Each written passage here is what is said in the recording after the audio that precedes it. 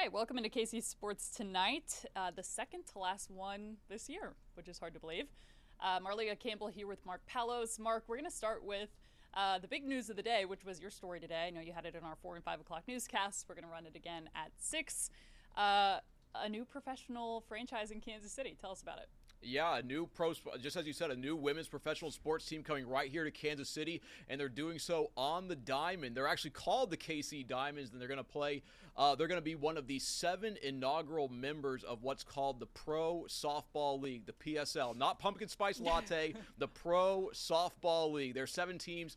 Their season is going to start in June, and they're going to play a 39-game schedule against the other 7 teams, and then the playoffs are there in early April. But I think one of the cool things about this team is they're going to play out at Legends Field, which is a very, very nice facility today. That's actually where they had their announcement of the new team, that's where they're going to be playing, was at Legends Field. They introduced their first 2 new players, and I have to say there really was a ton of great energy in the room. I know the mayor of KCK was there, but more importantly, there were also 40 to 50 young softball players from around the region that were there at the event. And when those young girls got to see these girls who used to play at Virginia, both of them a pitcher and a catcher, cool. and very successful. I mean, these little girls lit up. They got autographs, and that's what the organization said this is all about. They had Monica Abbott out there, who lives in Kansas City now. She's a 2-time Olympic silver medalist. She played professional softball for 14 years.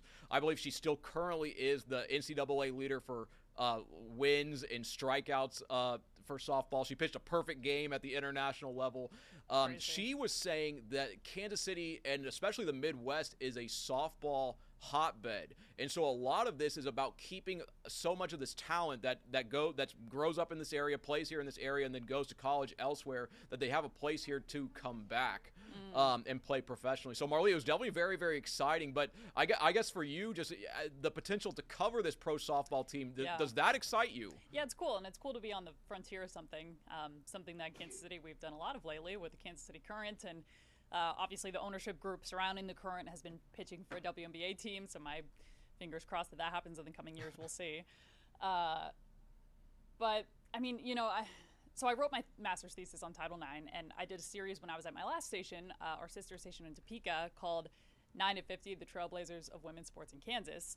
And I say all of this because one of my interviews was with Tamika Dixon, who played at KU. She was a 3-time WNBA All-Star, 2-time WNBA champion. Her jersey's in the rafters up at Allen Fieldhouse. And she said growing up, she wanted to be the first woman to play in the NBA. And it's not because she wanted to break some kind of there was no WNBA. It didn't exist until 1997. So she didn't have someone to look to as something that she could do someday. So it's cool that kids in Kansas City can see these young women and, aspire to play professional softball in the United States. So it's a big day. Cool. No, they were really excited out there. Last summer, there was a big softball tournament here in town called the Top Gun Showcase, and as you part of that too, right? Yeah, as part of that showcase, it was kind of a test waters for how Kansas City would do with a professional softball team. So there were 3 teams that came to town. I believe last June is the KC Diamonds. I believe one from Florida and one from New York, and they played a 3-game round robin tournament at this showcase, and apparently it must have obviously panned out so well that they're bringing this pro softball team here. But they also the owners, or the board of trustees, I really should say, because it's being run as a nonprofit, they were saying that, just as you were saying, Kansas City is a market that really loves and embraces women's professional sports, and they said this really is a perfect space to do this, not only because of the softball hotbed aspect of this, but also just because of the way Kansas City and you guys and the fans out there all respond and rally around these teams, which was actually very good to hear. They're like, hey, Kansas City is a fertile ground for women's sports. Yeah, there's a blueprint already here in Kansas City. 2 years ago to last year, the women's basketball numbers went up like 111% in the Big 12. Of course, Kansas City hosting the Big 12 tournament, that was moved for the women from Municipal Auditorium to the T-Mobile Center last year, maybe the year prior. 2 years, yeah. Yeah. The last 2 years and, I've been doing it. Time flies. Yeah, it all blends together. And attendance has been awesome. So, I mean, every time this city has kind of tested the waters in being a leader in the continued growth of women's sports and the business decision that is, it's panned out. So the build it and they will come mantra has been kind of evidenced here in Kansas City, which is cool. Absolutely. Sorry if I cut you off there. No, But one please. thing I want to say, because it kind of got me thinking about who could maybe the KC Diamonds sign, maybe not this year, but in the future, who is a former local player. I know where you're going with this. Well, do what- I? Maybe. No, well, you used to cover her in Topeka. Yeah, Like, there it she's- is. You said local, yeah. and I'm like, well, local-ish. Nyjah Kennedy, obviously, was with Stanford out of Topeka High, the Trojans, and then now to Texas Tech. Tech. Yeah. And didn't she signed the first NIL deal for $1 million? Seven-figure deal. For Yeah, a softball I mean, it's player, so and then she did cool it. And I think watching she's her. re-signed again. You know what's funny is I remember covering her as I think a freshman or a sophomore in high school playing basketball. Oh, no way. And her senior year, we obviously covered basketball at that time a little bit more heavy than we did softball because we had a basketball high school show on Friday nights. And I remember her senior year, she quit basketball so she could do softball. And I was like, bummer. What a, Yeah, that's kind of disappointing. not going to see her this year. Yeah. And now it's like, well, that was probably the right decision. Well, I gotta Watching her skyrocket. I mean, she's on SportsCenter now. It's been really cool to watch her journey. She's a millionaire. Yeah.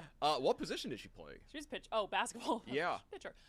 She was like a 3-4, like maybe a swing 4. She was really good. Yeah.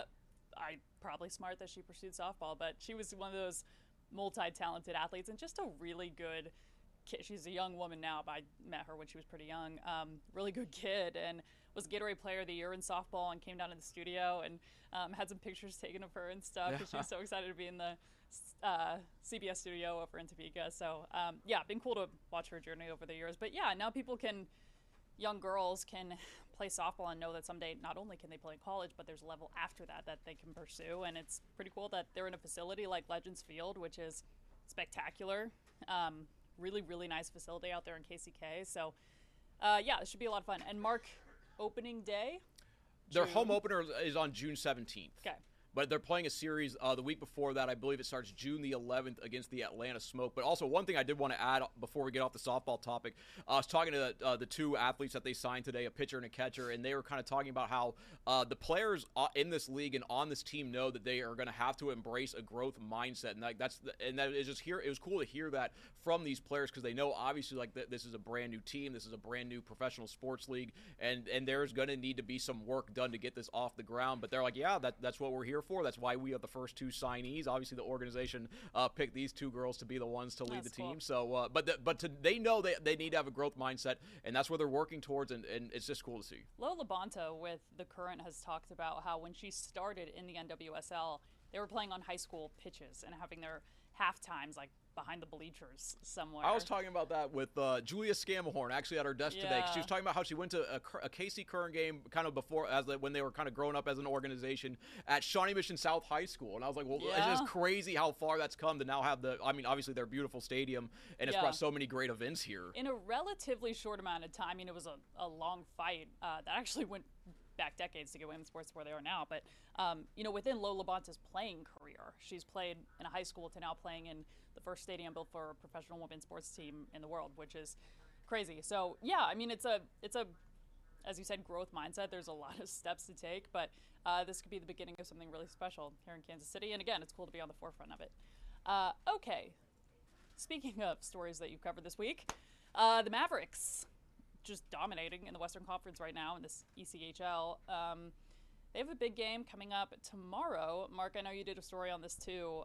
If you're still looking for your New Year's Eve plans, you said they were past capacity last year. Last year, they were past capacity, more than 6,000 people inside that barn.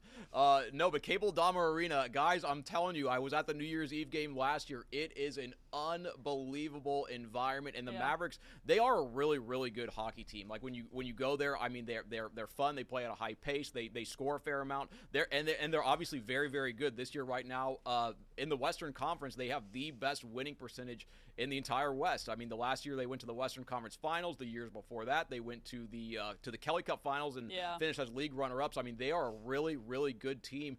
And if you haven't been out to Cable Dahmer Arena, just go one time and it will all make sense to you. Like the environment in there, the things that they do. I mean, hockey is not necessarily a sport that maybe translates the best to two dimensions when you're watching it on TV. It really is. I also think about this with football. Like when you're out in football and you see things in 3 dimensions, you just really see it in a different way. But hockey boy, is it unbelievable in person. I know, obviously, there's been kind of some crazy stuff going on in the ECHL, but the Mavericks they are such a good organization there in that league. They do treat their players very well. They had more returning players than anyone in the league this year. Yeah, that's telling. And they're good. So, yeah, New Year's Eve, if you don't have any plans, you might want to go out there to Cable Dahmer Arena, and I think if you do that, you're probably going to go back. Puck drop, a pitch. Puck drop, 7:05. Puck drop. Yeah, 7:05. I think they redid the ice this year. I mean, it was already the best sheet of ice in Kansas City, but that's what they do. They wanted a better service, and that's what they got. So you and I both grew up here. Hockey wasn't huge around here, right? No. I mean, you didn't experience it much growing up, so I didn't either. My first hockey game, period, which is, okay, sidebar. When I played college basketball, we would play at Denver for like a non-conference game. I'm going to say every other year we did a home and home. Huge hockey program. Huge hockey program that puts their basketball court on top of their ice rink. Yeah. Like you can see the ice beneath 2 or 3 inches of hardwood floor. So I've played on a hockey rink before. It was a miserable experience. It was obviously freezing. But anyway, other than that, which doesn't really count, my first time at a hockey game at a hockey rink was the playoffs 2 years ago for the Mavs. I was covering that playoff run. Unbelievable. I've been told that before, that you have to see it in person. It doesn't translate on television.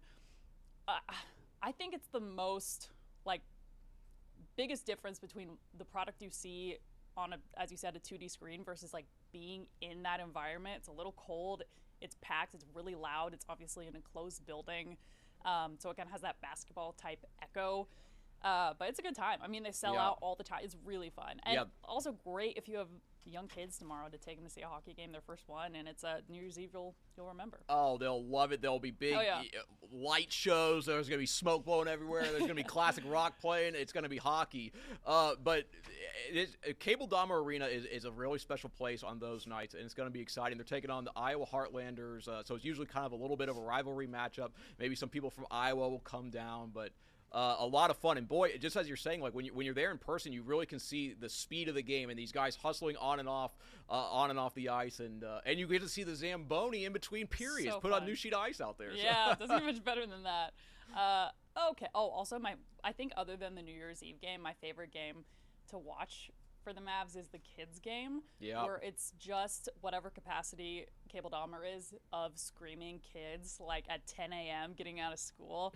So fun. That is literally pure joy. Okay. Lots of joy in the show. We are shifting to a somber ending. Chiefs, 5 days left in the regular season, which is crazy because it feels like we were just in St. Joe talking about getting back to the Super Bowl. But Mark, you and I talked about this in the sports office a little bit. Chiefs were favorited to win the Super Bowl after week 8, midway through the season. They have since lost 7 of 8 and are now looking at a draft pick ranging between 8 and 14, depending on how this weekend's games go. But either way, it'll be the highest draft pick since we traded up for Patrick Mahomes in 2017. So, yikes. Let's start with Sunday. I know we talked a little bit about this on the show yesterday, but here's the question everyone's asking. I'm very curious what you're about to say. Do you tank and try to lose to the Raiders for a better draft stock? Well, can the Chiefs? The Chiefs are doing like the unintentional tank right now. Yeah. I mean, think about this. This is a stat that I heard today. And the 2 offensive tackles that are starting for the Chiefs right now, Esapole and Chu Godric, played 0 snaps of high school football. Wow. That is where the Chiefs are. These guys, That's Chiefs. That's a heartwarming story for those guys, but for a team that you were hoping was playing playoff football right now. Yeah, the Chiefs very clearly had absolutely no intention of Chu Godric or Esapole ever seeing the field. I believe Chu Godric is the international pathway player on this year's team, and Esapole obviously is like the 7th or 8th tackle. So, I mean, the Chiefs, even if they put out Patrick Mahomes and he was fully healthy and he was playing behind this offensive line, I think the Chiefs, even against the Raiders, the Chiefs would just struggle to score points. I hate to say this, but the Chu Godric and Esapole, I don't know if they should ever be playing NFL snaps in a meaningful game. So I think the Chiefs are doing the unintentional tank because they're so banged up, and obviously a lot of their key starters like Trey Smith isn't going to play. They put those other guys on IR. But Marlia, even with the Chiefs kind of doing the inadvertent tank, the Raiders are also exceptionally bad. So bad. So how do you see this playing out? Such a tough break for Pete Carroll, too, to come in. And granted, he inherited a terrible situation in Las Vegas, and it takes time to build. But, yeah, I mean, it's going to be a pretty ugly game on Sunday, no matter how it goes. But, I mean, the Chiefs have just stumbled into so many, like, Murphy's Law kind of worst-case scenario because – remember, this team built up a really good offensive line. Healthy at the beginning of the season. This is the best offensive line Mahomes has had in at least, 5 years.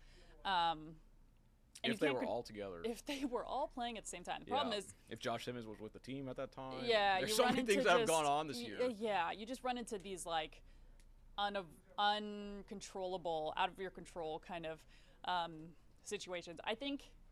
the only thing that was in your control this season that I think this team really botched and kind of an underrated storyline going into the year, Mark, you brought this up, the lack of investment in the running back room / a failed attempt in bringing in Elijah Mitchell and just kind of having him as a healthy scratch. At one point, elevating Clyde Edwards-Helaire over Elijah Mitchell in the Buffalo game. So I think most folks' opinions of folks I've been talking to, especially Neil Jones, is get through this week. Let's get to the off season. And you brought it up. Spags said this is the first time the Chiefs are really going to have time to lean into the free agency process first, and then get ready for the NFL draft. And hopefully bringing in a game changer. Yeah, the Chiefs. I mean, they definitely have a lot of big questions this off season, but I mean, this game on Sunday. The Raiders, they're going to absolutely be trying to lose this game because I think that would give if they lose, they have the highest chance of getting the number one overall pick. Yeah. But I mean, boy, the Raiders have just been such a mess this year. I know when they fired their offensive coordinator Chip Kelly, there were reports that were coming out that Chip Kelly was not running the offense that Pete Carroll wanted him to run. So I don't know what's going on out there in Las Vegas, but. I mean, as bad as the Chiefs are, I would have to imagine they're favored in this game. I haven't looked at the line, actually, but... it could always be worse. Speaking of the Jets, by the way, I did radio this morning, and we always do a little number trivia with Kendall Gammon and BJ Kissel, and the trivia number was 0, and it's the number of interceptions the Jets have this season. Oh, Isn't that unbelievable? That is an unbelievable You think stat. you would just stumble into one or two. With their head coach even have a defensive background. It's unbelievable. Yeah, so could certainly be worse. Again, you go back to all the Chiefs' one-score losses this season, and Neil pointed this out. He'll have it on the show on Sunday, 10 a.m., Price Chopper Game Day with former Chiefs linebacker Desmond Moses. But the point differential this season and last season is pretty close. I mean, it just came down to a couple, not literal coin flips, but a couple plays. And you hear Andy Reid preach all the time about the parity in the league, and it sounds like podium talk, but I mean, we could point right now, we're not going to, but we could point to like 7 plays this season, and we're getting ready for a trip to the playoffs. I mean, it comes down to like a couple missed kicks early. The one off Kelsey's hands against the Eagles. Yeah. That was a game changer. Literally. Mahomes doesn't throw the pick 6 against the Jaguars. Yep. But that's the woulda, coulda, shoulda life of all sports. Like I know that I know Neil has said this and people don't want it, but like the fact of the matter is like it's the plays are the plays. Like you beat the Raiders 28-0. That helps your point differential like immensely. Like but when we talk about these one possession games, like how many times I felt like so many Chiefs fans, people watching the Chiefs, they were just sitting there waiting for the Chiefs to make the play. It's going to happen. It's going to happen. The Chiefs just didn't make them. And at a certain point, is that coaching? Is that talent on the team? All we know is the output and the result, and that the other teams were making the plays and not the Chiefs. Yeah. So it's gonna be interesting to see like how the Chiefs maybe address this offseason. Do they think it's a personnel issue, or do they think it's a coaching issue as to why they were losing these close games? Because I think there's a big argument for both. And we looked to the season before when the Chiefs had their impressive streak of those one possession games, like those, there's no ifs, ands, or buts about it. Like there were some straight up fluky wins in there. The doink for the division, like when the Raiders snapped the ball too early and lost the game, and that guy's like never played center ever again. Like so it's like those. Was that luck that happened? Like, because I don't know if we necessarily can say it was great coaching that helped them get those wins. Towards the mean is what we can call this. But season. I will say, I do say all that. Like, they did have those weird wins in the regular season last year, but in the postseason, who they beat? The Buffalo Bills. Like they beat good teams. They beat the Texans here at home. Like those were good teams that the Chiefs beat when the stakes were high. So. It's I been guess the that's why Broncos they're this year. Yeah, that's why they're paid millions of dollars. They have to figure out, is it coaching or is it personnel? Yeah, and we as in a collective, folks watching these games can try to conjecture, is it play calling? Is it talent? Is it development? Is it, I think we'll get those answers by looking at what the Chiefs do this offseason in terms of personnel and staffing and who they invest in free agency and who stays and who goes. But that'll I love do it. that. Yeah. Actions speak louder than words. Will be in the actions. That'll do it for us here on KC Sports tonight. Kickoff between this game that we just hyped up very much, 3:25 Sunday on KCTV5. And again, if you're looking for something to do tomorrow, would encourage you to head down to Cable Dahmer Arena and check out the Mavs on New Year's Eve. All right, we'll see you same time, same place tomorrow.